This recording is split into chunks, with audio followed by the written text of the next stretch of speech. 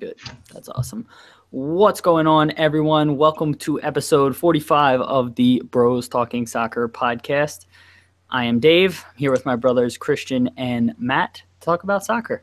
Christian, how's it going? No, not how's it going. Just say hello. No, wait. No, I don't care. It's how really going. cool. As soon as you started it, because now I favorite it on YouTube, it says watching live now. Yeah, there you go. Thank you for subscribing. Appreciate it. Matt, how are you doing? I'm doing well, Dave. Thanks for asking. I'm glad you asked me. You look really nice. Oh, thank you. I just threw this on. I'm a little America'd out. Did you get a haircut?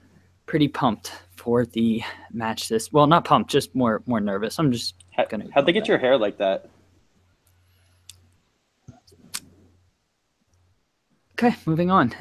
I think we're ready to go, everyone. For once, we don't have any technical difficulties, and everyone is fairly prepared. So we're going to jump right into things here. Well, I wouldn't go that far, but all right. Well, yeah, that's true. I got on my LBF, America shirt, scarf, whatever these are called. I can't remember the name of them. Bandana. Yeah, got some bandanas going on, and cock lock, ready to rock, you know?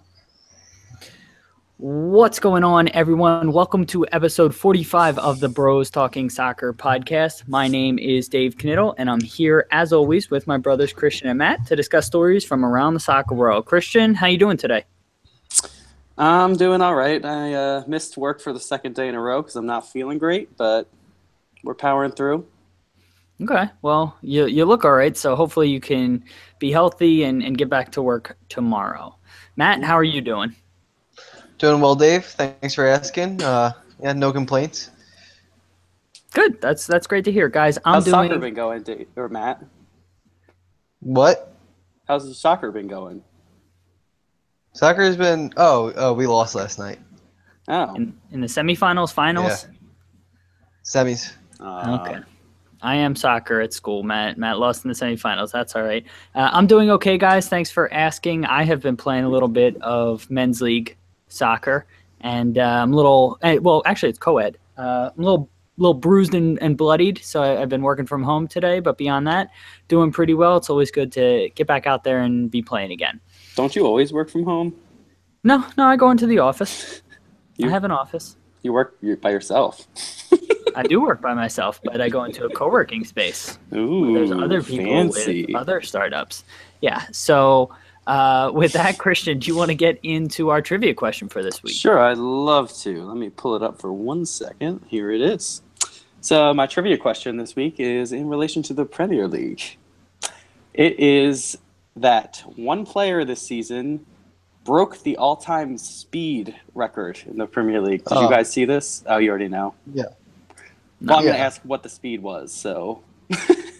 Oh, I know what it is because I had to convert it from kilometers per hour to miles per hour. Do you know it exactly though?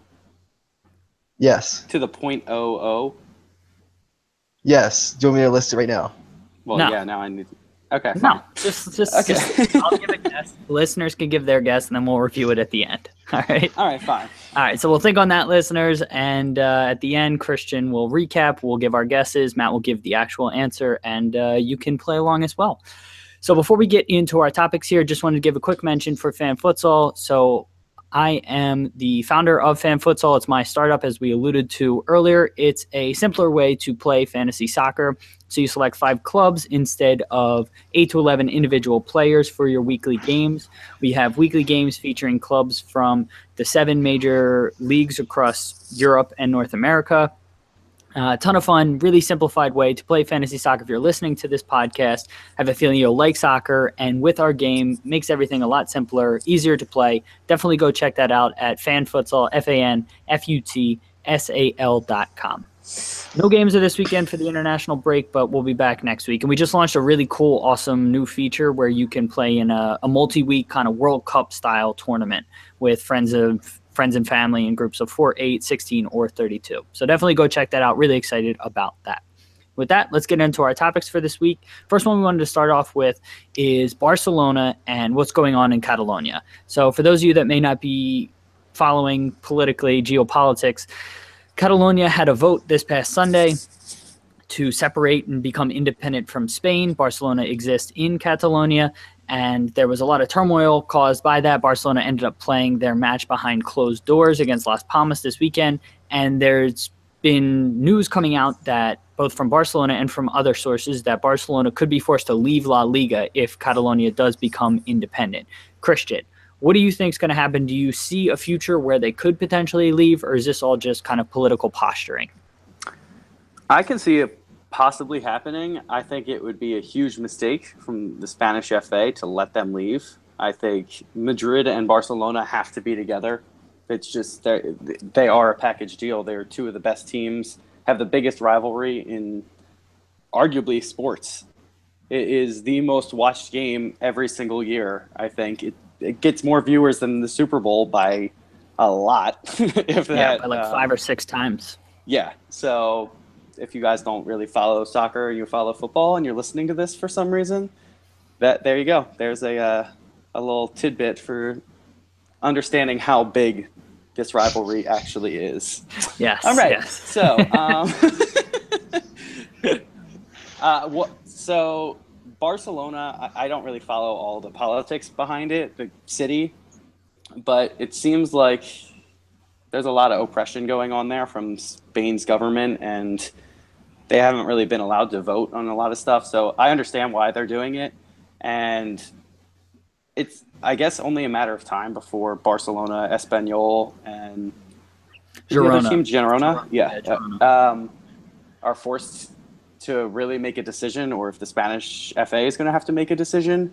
But getting rid of them, I think, is a horrible mistake. I know Liga has been pretty much the biggest possible destination for Barcelona to end up, but I don't know about those. What?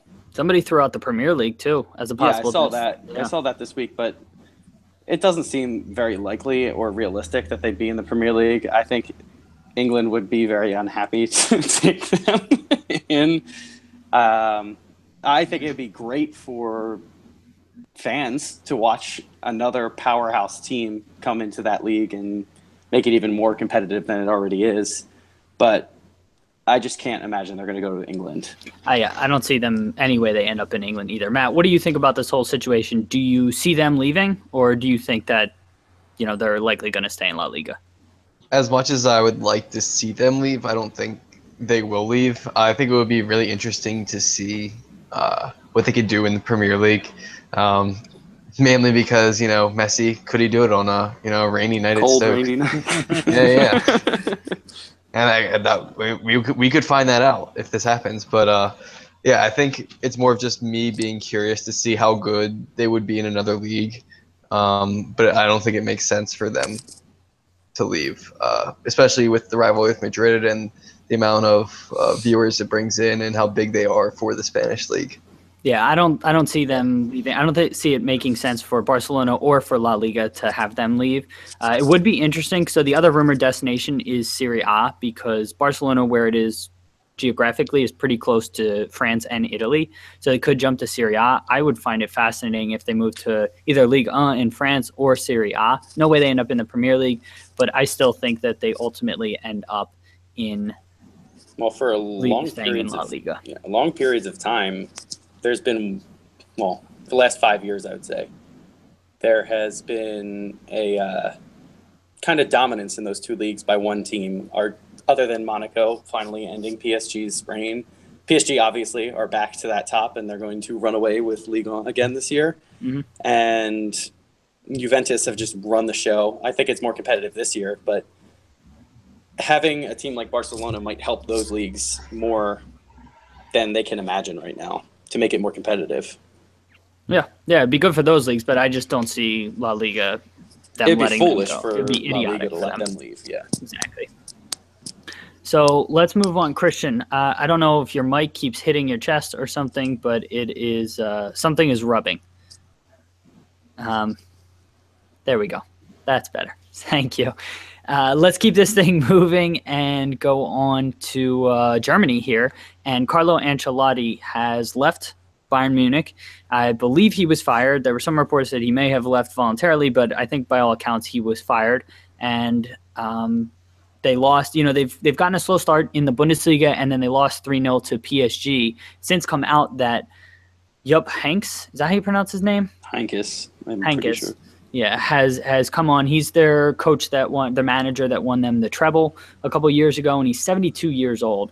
Matt, what do you think about Ancelotti being forced out of Bayern, basically a month into the season after a slightly slow start after they won the Bundesliga last year? And what do you think about Heynckes coming in?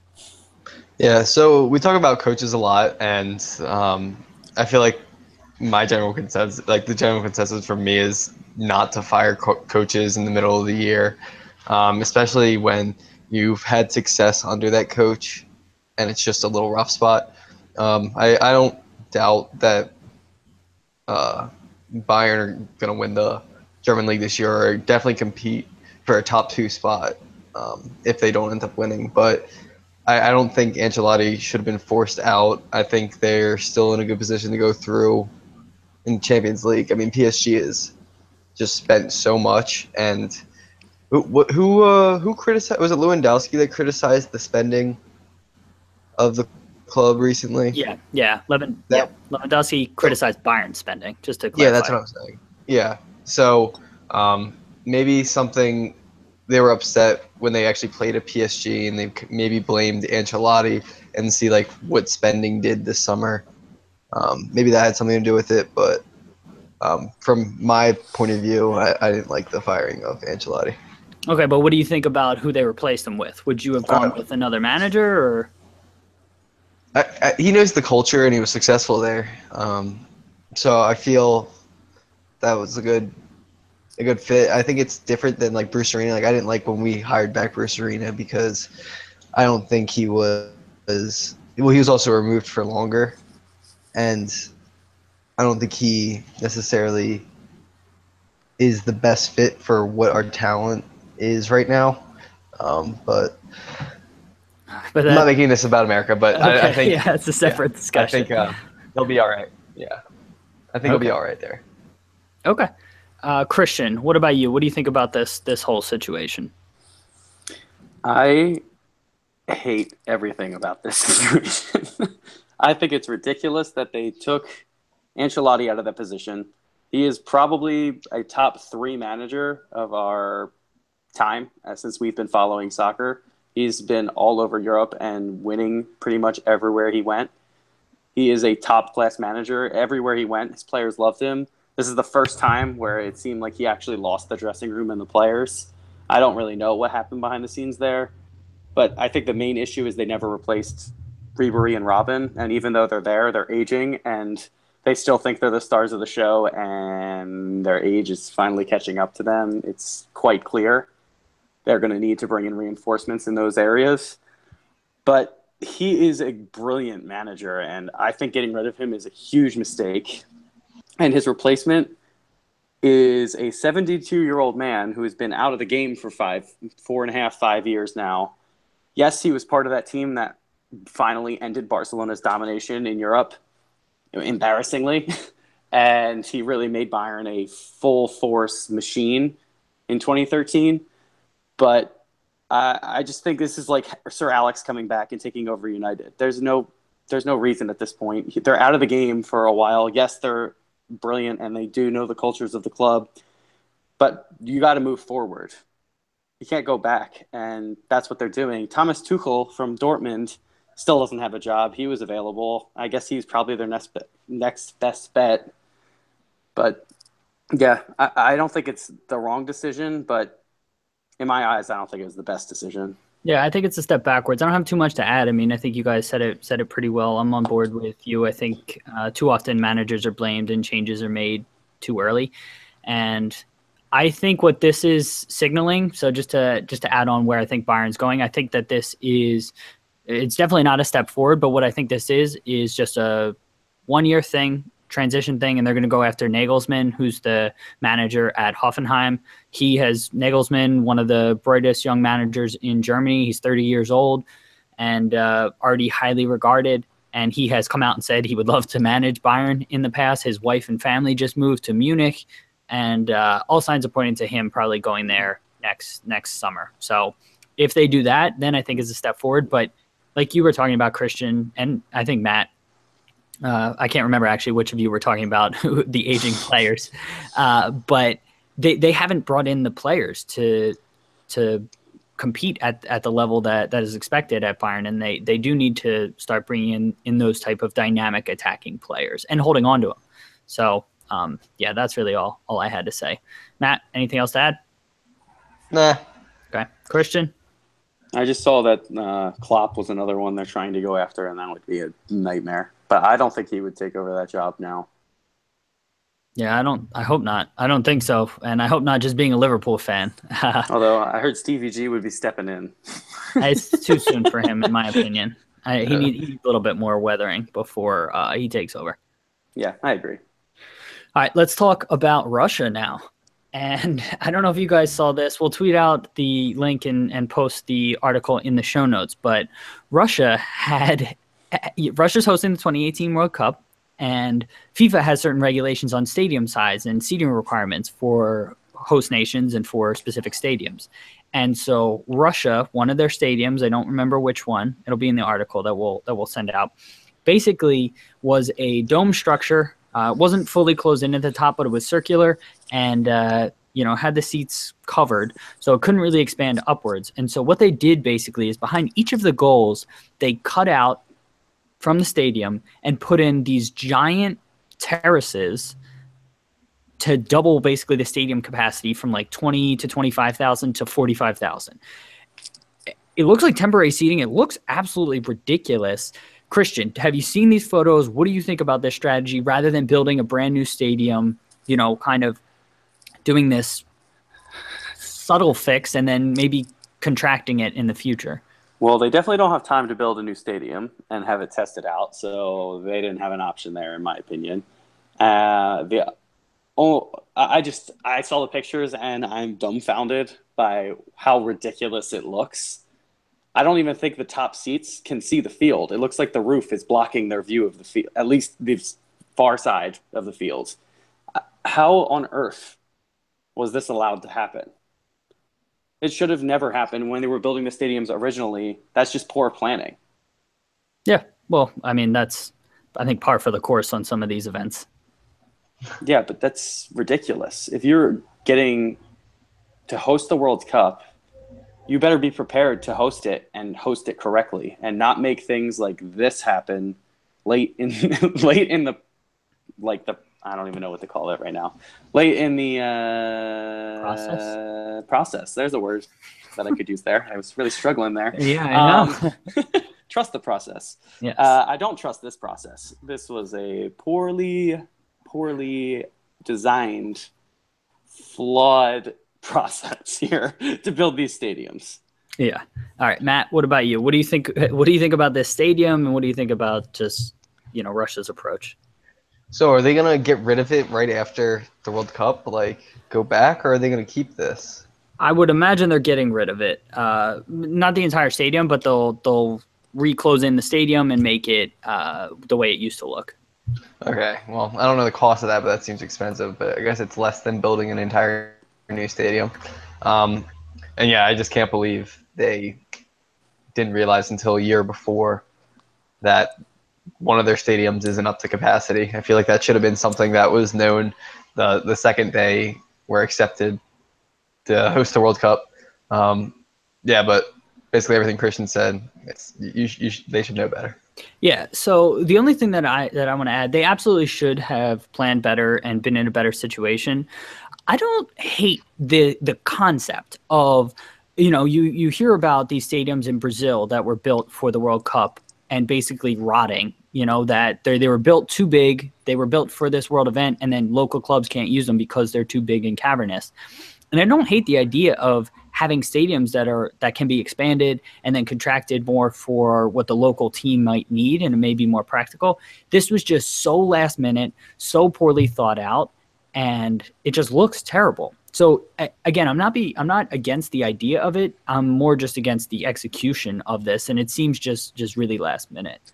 I feel like they could easily have just made a stadium where there's two layers then, and then the upper layer you just don't use for the top.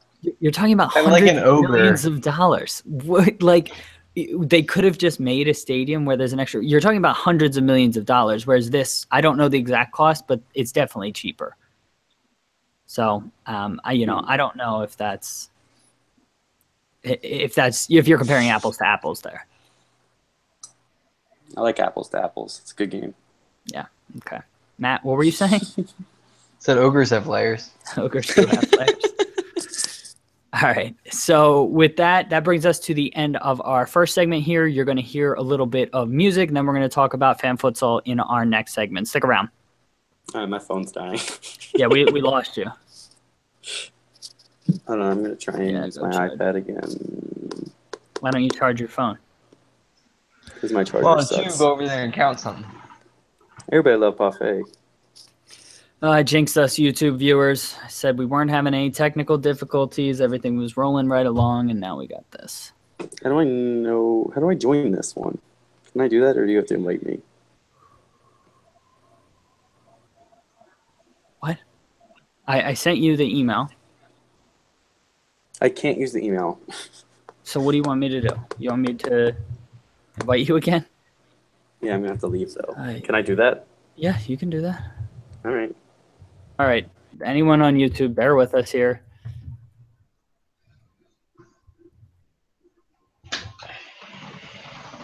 Hey, hi, how are you? Hello. Yeah, thank you. All right.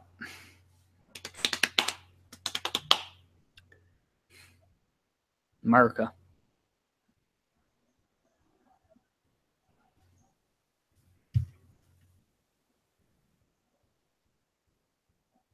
USA.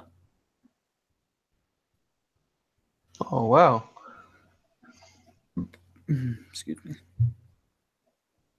All right. Come on, Christian.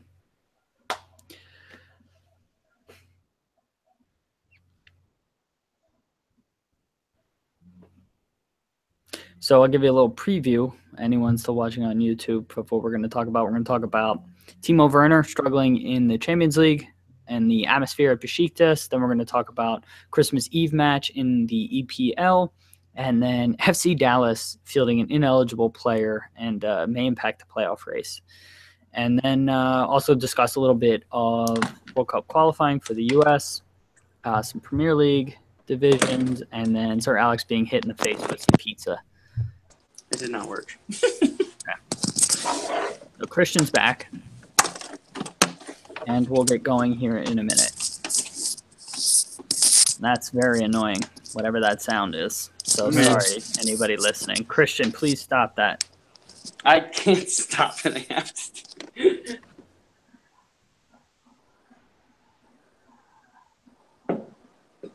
Okay. You good?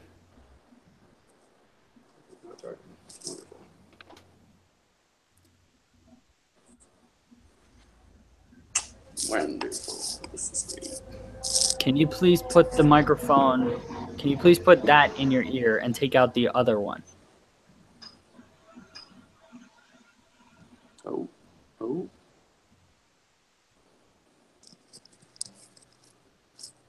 All right, we're charging. Here we go. All right. Anyone watching, thank you for bearing with us through that. All right, you guys ready? Talk fan futsal? Yeah. Welcome back, everyone, to segment 2. We're going to talk about our fan futsal game from this past weekend where we played with La Liga clubs. Unfortunately, Christian won this week, so we're going to have to deal with him, being overly happy and talking about his lineup yet again. He came in first overall and first out of the brothers with 88 points.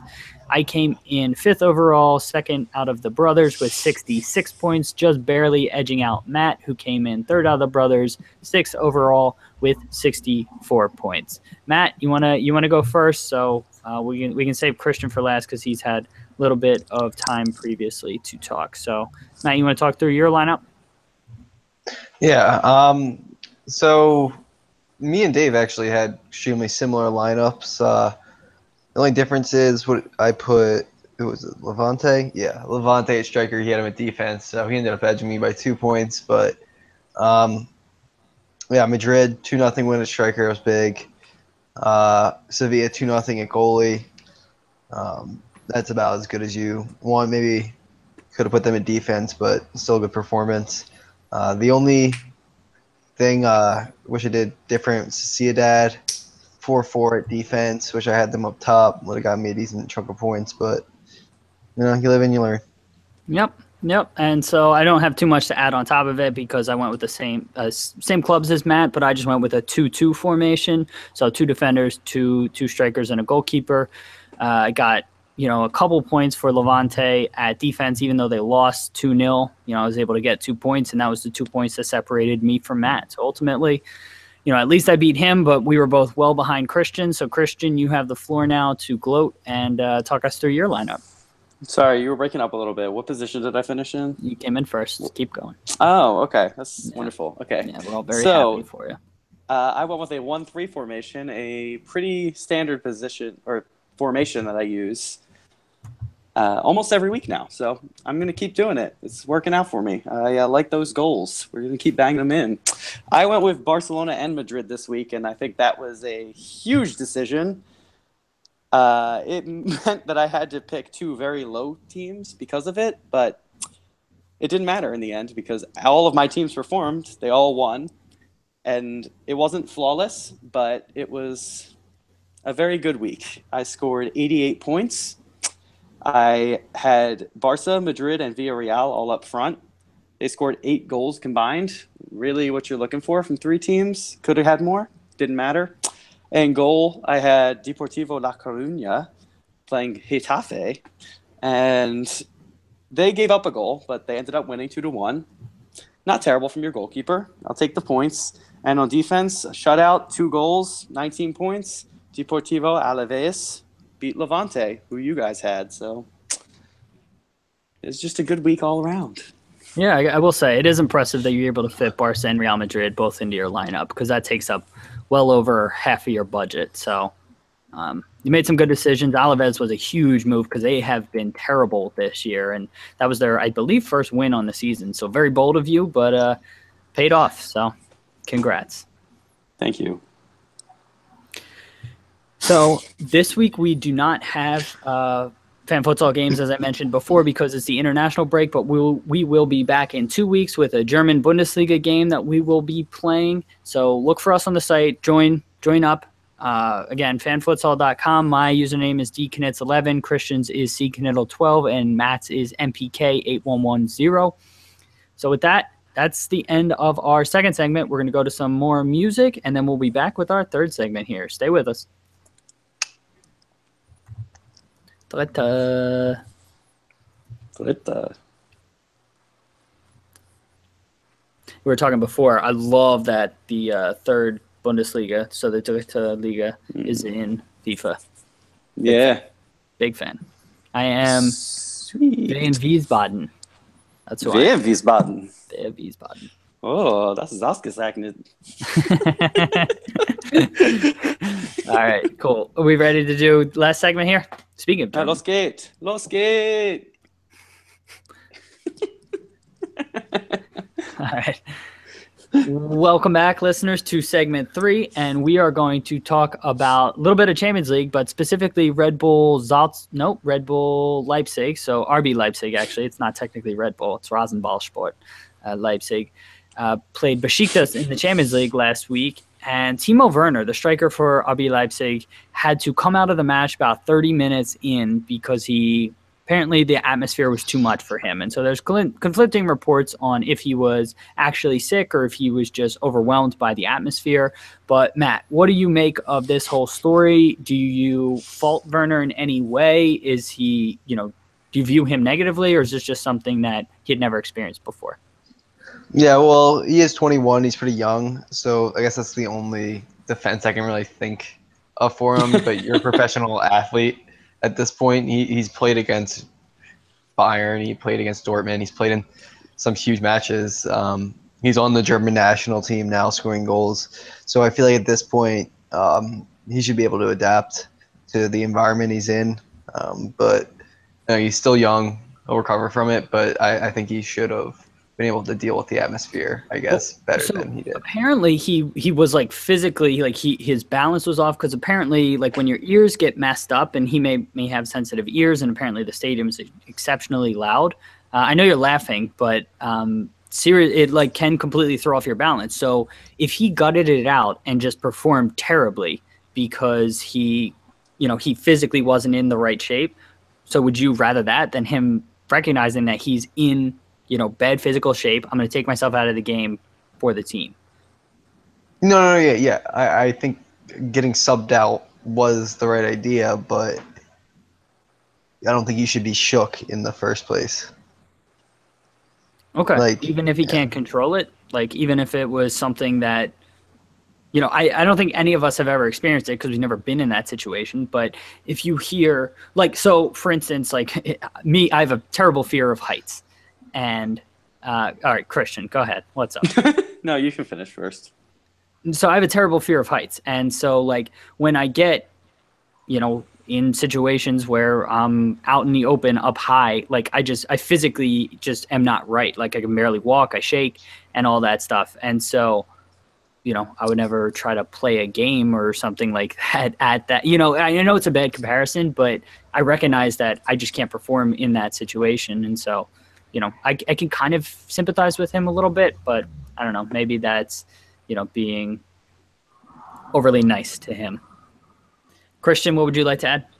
Okay, so you said none of us know what it feels like. I, weirdly enough, have a bunch of sinus issues, and when I go to like loud clubs or stuff like that, I feel like really uncomfortable and almost like I'm going to pass out and get really Those dizzy. house beats, So I understand like feeling that overwhelming, like, yeah, just like that, Dave. Just yeah, so I understand, like, you could not perform like that. I could not play soccer like that. I know that. And it's sad, but, like, that is what it is. I don't think he should have played in the first place. And I can't imagine what it's going to be like when he has to go to Anfield. Like, he's going to be terrified. He should go play at the Etihad. I heard it's quiet over there. Yeah. Yeah, okay. Matt, anything else you want to add?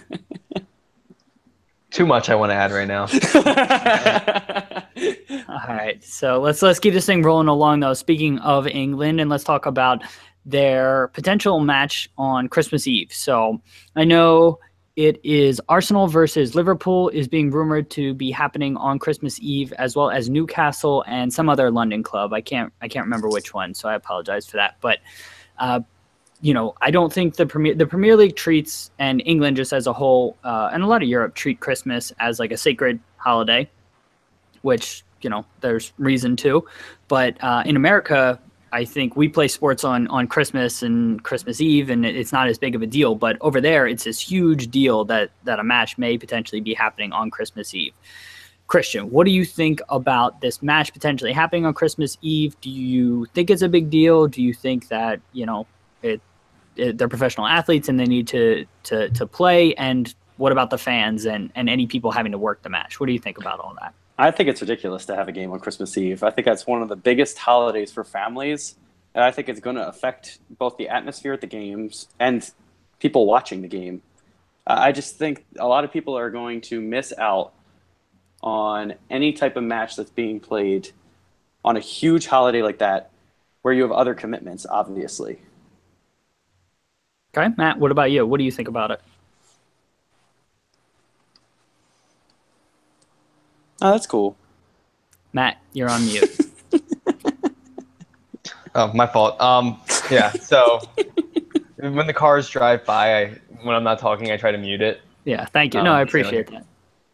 Yeah, sorry about that. But yeah, Christmas Day, a little bit before, saying how like I didn't think it was a big deal. There's a truck. But yeah, Christmas Day games, I don't see them as a big deal, or Christmas Eve. I feel like in our culture, like that's just part of sports, and especially with Boxing Day, with it being so close to the holiday. Does that mean they wouldn't have a Boxing Day match, Liverpool? No, I think they still would. Oh either my God, Boxing not Day this again. or the day after. So I know last year, I think Tottenham was the only club that Tottenham and somebody didn't play on Boxing Day, and they were the only ones. So it might be a similar situation where these four clubs might play the day after Boxing Day. Okay, yeah. So my only concern was, I guess, just the scheduling packing in such a short period, like the December January window that we've talked about before. But I don't have a problem with it being on that Christmas Eve day. I feel like people are gonna watch still. Yeah, but I don't think that's gonna. Just because we do it this way in America and don't value people's personal time, like you don't have any sort of issues, because it's not just the athletes. Like the athletes are being compensated, but there are regular fans that may end up going to the game or being torn between going and not going. There are people that have to work the match that aren't compensated anywhere near professional athlete wages. Like what about them? Well, I mean, I don't see too much of a difference. Like, fuck them. Before the day before Christmas or the day after Christmas, I feel like they're both days. I mean, Christmas Eve, I guess, is a little bit more, but they're still days you're supposed to be, I guess, with family. But Christmas Eve and Christmas versus Boxing Day, I think there's a very big difference between Christmas Eve and Christmas Day and Boxing Day. Do you not like? Yes, they're near each other and you're spending time with family, but they're very different days. I think Christmas Eve is more of a sacred time than actually Christmas Day is. That also may be our family too, because I know we treat Christmas Eve a little bit. Oh, that's true. Yeah, but like Christmas night, like the night of Christmas Day, like the Eagles are playing, which is weird because that's never happened before. But like that's something to look forward to. Like we get to watch sports Christmas night. I feel like there's not like that big of a deal. But again, that might just be us. I don't know. Yeah, it may just be us, because a lot of people do Christmas Day dinner and things like that. But at the Knittel household, Christmas Eve, for anyone out there, Christmas Eve is big at the Knittel household. Yeah, stop on by. Come to Bluebell. Yeah, so for me, I think this is a big deal. I don't think it's a huge deal for the players, but for fans and for other people working, like, I don't know, Christmas Eve and even Christmas Day, I think it's sometimes ridiculous that people need to sacrifice being with their family for attending a professional match. Sometimes like family and things outside of the sporting world do need to take precedent. And so that's where I come down. I agree. Okay. Matt, anything else you want to add, Grinch? Well, I think families can be brought together, through a professional sporting event. How the FA stole Christmas. Tell your kids to leave their toys at home and come to the match. Okay. Could be a new tradition. Yeah. All right. Last topic, at least last major. Well, no, last topic that we had set in the script here. But FC Dallas had a player. Oh, Barrios, I believe is who it was. I can't remember the exact player, but he was in the starting lineup before the match. And right before the match started, had some sort of injury where he couldn't go in the official starting lineup. And so FC Dallas changed their lineup and put him on the bench. And then later in the match, Barrios was actually subbed into the match. Game ended 0-0. FC Dallas is in a tight playoff race in the Western Conference. By FIFA regulations, Barrios should have been, I think his name is Barrios. I actually should verify this. But the player in question was ineligible. He should not have been in there. And by FIFA rules, that should result in a 3-0 loss for FC Dallas, a 3-0 victory for Orlando City, who's also still outside in the playoff hunt in the East. Christian, Matt, let's start with you, actually. What do you think about this whole situation? Should FC Dallas get a 3-0 loss and Orlando City awarded a 3-0 victory, or was it just an honest mistake and shouldn't matter? Well, it's part of the rules, so I guess the 3-0 loss is what should be enforced. We talked about, I guess, Madrid last year, or not last year, 2 years ago, got kicked out of Copa del Rey for similar altercation. So if you're a professional club competing at this level, I feel like you should have people in your club that know the rules, and you have so many people in the club that should know something is wrong, something's illegal. This shouldn't be a surprise to them that they're in danger of forfeiting a match. Got it. So you think they should forfeit, and you 100% fault FC Dallas for not having at least somebody with the wherewithal to know the rules. Yeah, you're supposed to have somebody aware of the rules in the club. Yeah, no, I think that's fair. Christian, what about you? What do you think about this whole situation? 1,000% it is Dallas's fault. I don't know how you can make that mistake, and they should 100% forfeit this game 3-0. I think it's ridiculous. How do you let somebody play who's ineligible to play?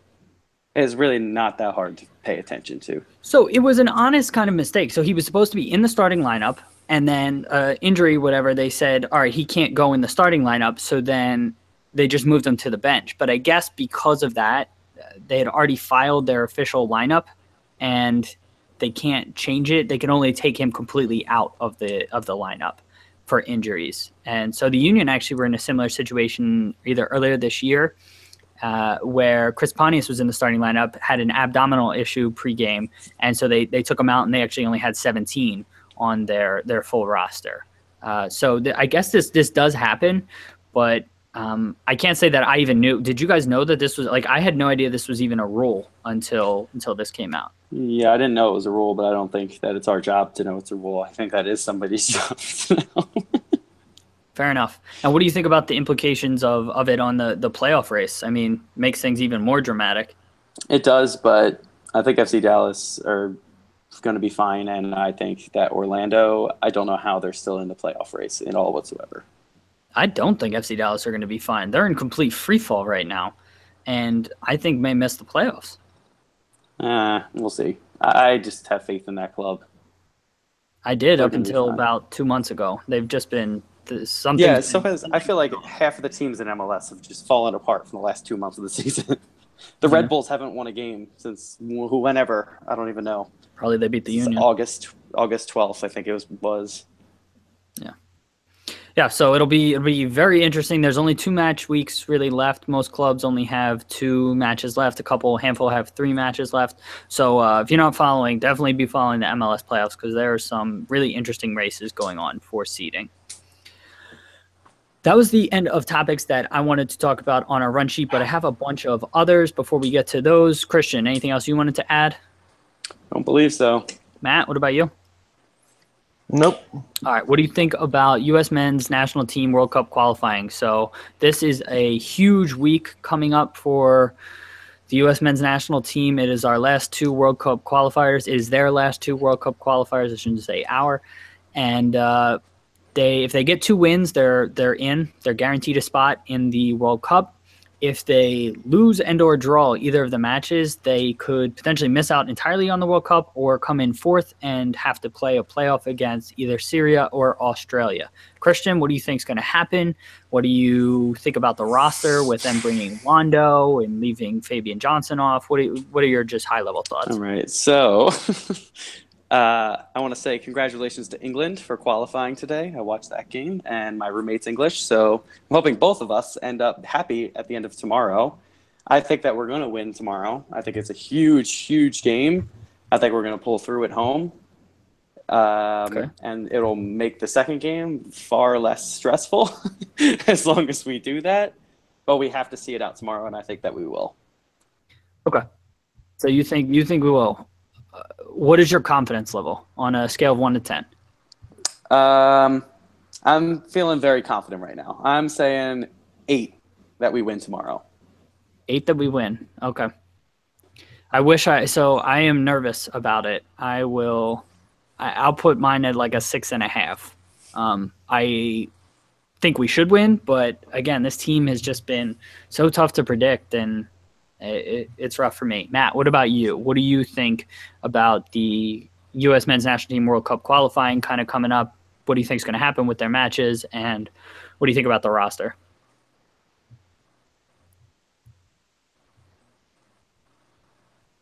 I feel pretty confident in the roster.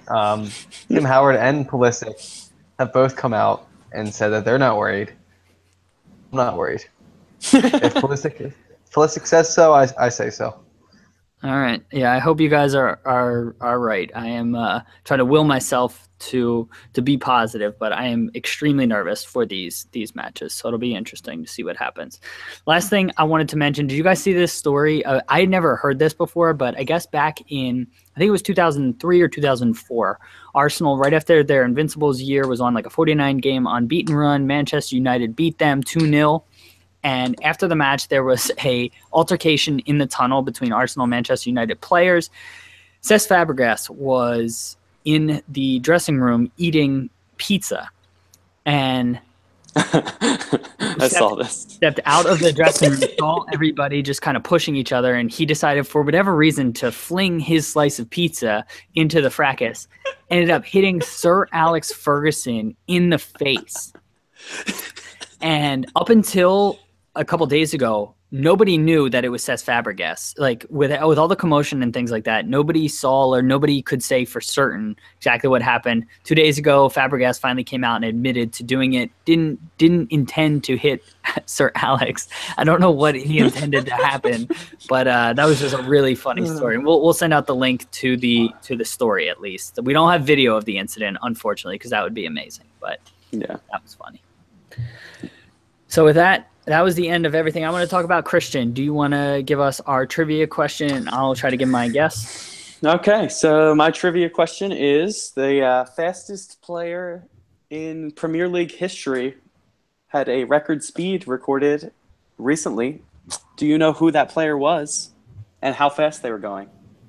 All right, so I don't know the answer. I know Matt knows. I'm going to give my guess as Hector Bellerin. Is that correct? No. No? Okay. No. Matt, who was it? It was the boy, Leroy. Oh, it was. Okay. And my guess is 36.4 kilometers per hour. Okay. No. Oof, wow. I thought you were talking miles per hour. I was about to say, Dave, what are you doing? And what was it? Yeah, he was very close in kilometers. He was. Well, what's your guess, Matt? 35.48. I was reading about it literally right before I got on. Damn. And what is that in miles per hour? It's like 22 point. I had to convert it, so it was like 22 point. Is it like 03 or 63? 22.05. So you're 2/100ths of a second off there. I think you still missed it. Yeah, no, you win that one. But do you, by any chance, know what game that was in, Dave? No. Okay. It was against Chelsea. Cool. Yeah. Oh, wow. So that was really recent. Yeah. Wow. I can't believe I didn't see that or hear about it. He's quick like a bunny.